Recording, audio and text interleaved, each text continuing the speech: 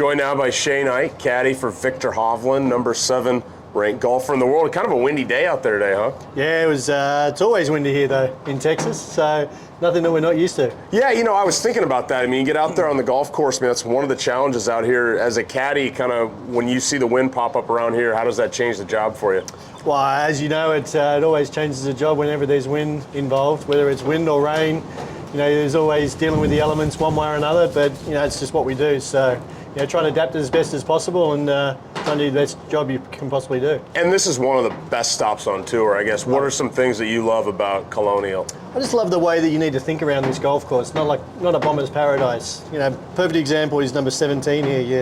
You know, it's only a 4-iron off the tee, but you've still got to hit a good shot. You hit a little bit right, and you're blocked by the trees. You hit it in the left rough, and you know, you're worrying about flyer lies coming into those small greens. So it always makes it exciting in that department. I love that, yeah, and you got that clever back right pin. A little background about you. I mean, you've got a family. You're in South Carolina, but originally you're from Australia. I am. Where are you from in Australia? So originally from Sydney. Okay. Came over here 15 years ago now. Started out with Matt Jones back in, I don't even know, 2006 or 7 or whatever it was, and yeah, he got his tour card and worked with him for 5 years.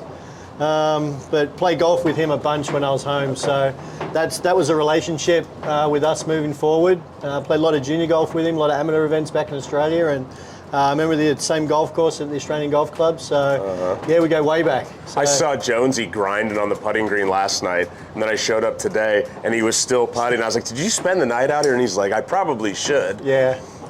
So did you ever think about going pro, or did you play? I did, but you know, deep down I knew that I didn't have the length. Yeah. I had the short game, I had an unbelievable short game, but in terms of the length, especially nowadays, it's bomber's paradise now, so it would have made it difficult for me. I would have been more like Corey Pavin back in the... So this would be a good golf course for you. Exactly, I would have loved this golf course. Past champion here. Well, so then now you're caddying for Viktor. You've been with him for a number of years now. I guess, how did you land that job? You know, in the caddy world, you know, it's the right place, the right time. And for sure, and I need to give Joe Skovron a lot of credit. He pretty much got the bag for me. As we know, he's with Ricky Fowler. Mm-hmm. They're the same agents. Sam McNaughton represents both Ricky Fowler and Viktor Hovland. And Sean, I was caddying for Sean O'Hare at the time. He tore the cartilage off the bone in his left oblique, and I was looking for work. Yeah. And yeah, Joe asked if I'd be interested, and obviously jumped at the opportunity, and yeah, the rest is history. So it's as you said, right place at the right time. Yeah, I remember about that time you're describing. I think we were having a beer, you know, at Mayakoba maybe. We were out there with Wiener and drinking a Corona, and then the next year you're working for Viktor. What's he like out there? You see, everybody's like, oh, it's such a happy, smiling guy. Like, what's he like out on the golf course? Depends how he's playing. Yeah. Like any golfer, but as a whole, he's an unbelievable kid. He really, and you know, I call him a kid because he's 24 years of age, but he's very mature for his age. He does a really good job adapting to the environment. Obviously, he's an unbelievable ball striker, but you know, from the mental standpoint, we always talk about this, and I always bring it up whenever he gets a little bit down. But you know, just talking about the mental side of it, and just trying to, you know, pretend that you're playing with your mates, because you know, he tends to put a lot of pressure on himself, and that's when he gets a little bit stuck in a rut, so to speak. So you know, it's just me trying to manage that situation per se, where you know, if he does get in that situation, I tell him, you know, look, this is what we need to do, or you know, just try and joke around, or, you know, trying to make it as light as possible, because that's when he plays his best golf. Well, yeah, I think, I mean, hearing that from you about him, I think you're such a great guy for him, because I've been out with you a number of times, and I've always admired your positivity, and you're very consistent out there with your message. You're very clear and concise, so I can see how the partnership works so well. What would you say, what's a career highlight for you caddying? On the golf course? Yeah, both, I don't know. Well, sorry, I did that. Probably my career caddy highlight, and this isn't caddying related, but playing with Tiger Woods at Isleworth. Really? That was an amazing experience. I was down there at Isleworth with Shane Joel, who used to caddy for Mark O'Meara back in the day, and yeah, we were just hitting balls at Isleworth, and Tiger was there, and it was funny. We're just, you know, John Cook, Mark O'Meara, and Tiger were there hitting balls, and And Amira's like, do you want to play golf tomorrow? And we're like, she'd love to. So we turn up the next day, and all of a sudden there's Tiger on the range, and John Cook wasn't there, and Amira wasn't there. I'm like, what's going on here? And so, I'm hitting balls, and then I go over to the chipping green, and Tiger's over there chipping with me, and I'm like, how cool is this? So, I start talking to Tiger, and I'm like, are you going to play golf today? He's like, well, we'll see. And I'm like, okay, so, it's either going to happen or not happen. Right. And so we're in the golf cart, and he goes, because his house was literally on the side of the road. So he goes into his house. I'm like, oh, damn, it's not going to happen. Yeah.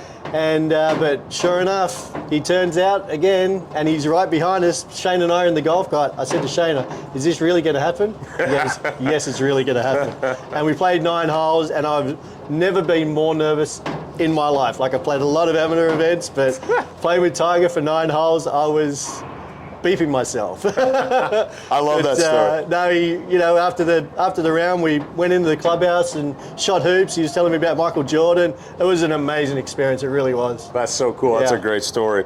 How about back-to-back at Mayakoba the last 2 years? What was that like? Kind of the second time around. Was that a hard thing to pull off? Not really. Like, he was in full control. Like, for some reason, he loves that golf course. Obviously, we had a few contentious issues at the start of the week when Danny Lee broke Victor's driver. Oh, yeah, that's right. James Hahn came through with the goods and gave him his backup, and it worked amazing. Yeah. But no, we're in a calm state of mind all week, and I don't know what it is about that golf course, but he loves it, and I love going there. It's a great environment. It's very chilled, just the way he likes it. He doesn't like, the big stress of everything. Right. So, that's the perfect environment for him to play good golf, and obviously he's done it the last 2 years, and hopefully do it again this year. Yeah, for sure. Yeah, 3 in a row would be awesome. What about the Ryder Cup? That was an amazing experience. That was one of the best. You talk about caddy experiences, that was probably the best caddying experience that I've ever experienced, even though we got our asses beaten to us. But, just the whole environment, walking in, into the doors, and, the European guys, it honestly felt like family. Right. It was such a cool experience from start to finish. It was really tiring. We played 36 holes each day, but, it was just, it was something that I will look back on for the rest of my life and really appreciate. I've heard that from other guys at the Ryder Cup, and it just can't be beat. No. We talked a little bit earlier about how you help them out on the golf course, I guess. Can you recall a piece of advice, like one specific situation that stands out to you, maybe you're proud of, where you kind of made a call on a club or a read out on the green, or anything that stands out that was kind of a decisive moment? Probably Puerto Rico. I think that was the biggest one for me personally with Victor at the time. We're on, what hole is it? Is it the par 5? Is it 16? Going outward, 15, I think. 15, and we're in between 3-wood and 2-iron, and 3-wood was going over the green. That's the only place we can't be, and he had 3-wood out, and he was going to hit 3-wood. I'm like, Javi, it's 2-iron. He's like, really? I'm like, yeah, it's 2-iron. Even if we're a little bit right, it's more than fine, but we just can't be long to this pin.